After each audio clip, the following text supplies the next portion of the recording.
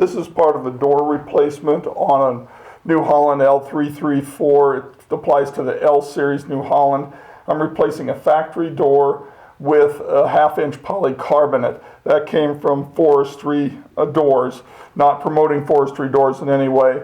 First thing you need to do is try to remove the zip ties that tie the electric and the windshield washer line. There's a zip tie here and a zip tie here. Get those off because it'll be a lot easier to do this inner door safety handle.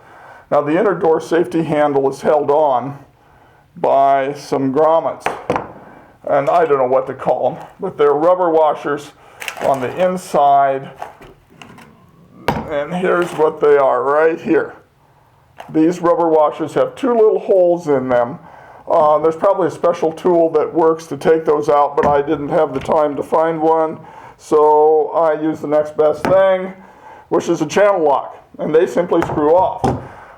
They come off. Now, when you put this on the door, there's 2 gaskets. This is a gasket right here, really quite thick gasket. The bolts aren't going to be long enough if you keep this gasket. And the factory directions for this particular door say, do not just discard these gaskets. Well, I'm not going to discard them. I'll keep them for later installation in case I change back to a factory door. But that gasket goes, and then you have the other gasket right here. This gasket goes.